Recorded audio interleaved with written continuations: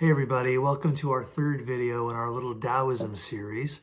We've thought about the Tao, we've thought about Lao Tzu and the Tao Te Ching, we've thought about yin and yang.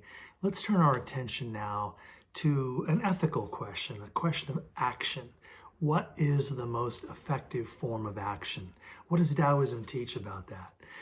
And of course, we turn to the Tao because the Tao is the exemplar of how the ideal natural process should unfold.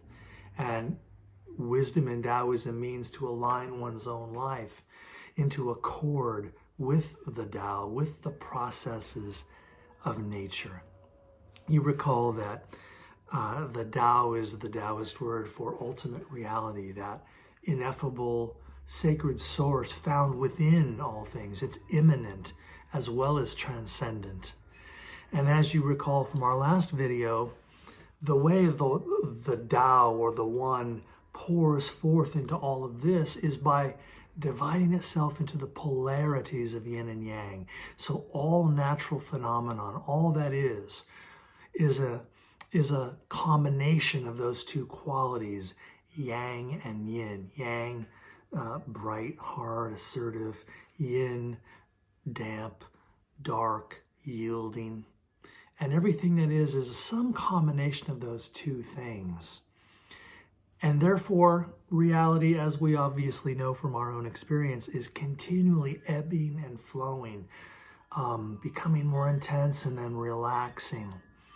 And as we try to read those ever-changing dynamics, we wonder, don't we, what is the most effective form of action? When should I shut up and when should I talk?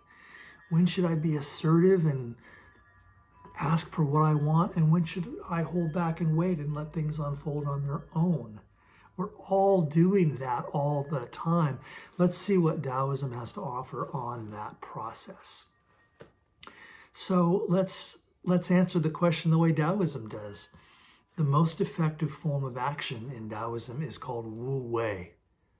Wu, W-U, and Wei, W-E-I. Wu-Wei. It literally means not doing or non-action, but it is misleading to leave it in that literal form because Wu-Wei does not mean paralysis. It does not mean doing nothing. Instead, Wu-Wei is a particular kind of action, action that is unforced, that is natural, that is spontaneous, and in harmony with current conditions.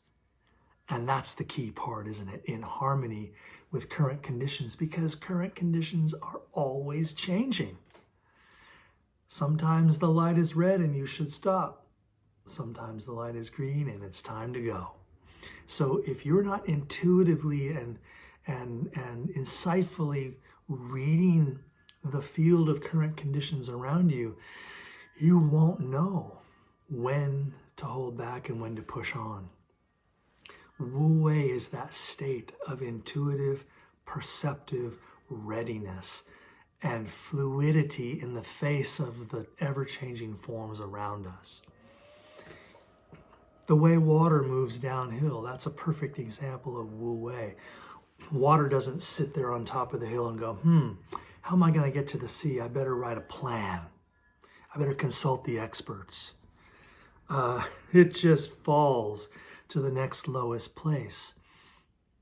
No intention, no will, no attempt to control the process, a simple surrender, a simple state of allowance, and finding the natural line down the hill that way.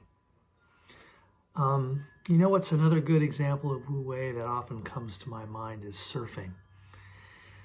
Surfing is a unique activity, isn't it? It's not like skiing or snowboarding where you ride a machine up to the top of the mountain and then the mountain's there and you decide when to ride down. Surfers have an additional layer of work to do. They must paddle out into where the waves are breaking. So consider a surfer. She's standing on the shore holding her board and she's looking at the breaking waves out 100 yards offshore. And it's going to take a lot of strength and a lot of assertiveness to paddle through the waves that are, of course, crashing toward her, break through those, and then get out into that sweet spot where the waves are rising up out of the sea, but they're not so high that they've broken over the top. The surfer must learn how to put herself right in accord with the wave, to paddle in the same direction at the same speed as the wave until the wave gets steeper and steeper, and then she feels the board drop away from her and up on her feet she goes. The surfer does not control the wave. She is creatively engaging with a natural energy form that is already unfolding. Philip Novak, in his wonderful book, The World's Wisdom, defines Wu-Wei as creative letting be. Creative letting be. You're not interfering with nature, you're letting it unfold as it is, but you are creatively moving into harmony with it. And surfing is, I think, a really live example of how Wu-Wei looks. Now, what if we were to live our whole lives that way? What if in our business difficulties, in our economic challenges, in our relationship struggles, in the journey we're all on to give birth to our own best life, to find the balance between discipline and surrender? What if we, like that surfer, instead of imposing our will on the world, got better at intuitively feeling and reading the flows of energy that are already happening around us and finding the opening, finding that spot where what we have to offer aligns with and amplifies and harmonizes with the energy that is already unfolding all on its own. Wu-Wei is a wonderful portrait of ideal effectiveness. And the reason Wu-Wei is so effective is because that's how Tao operates. That's how plants grow. That's how water moves downstream. That's how animals live their lives.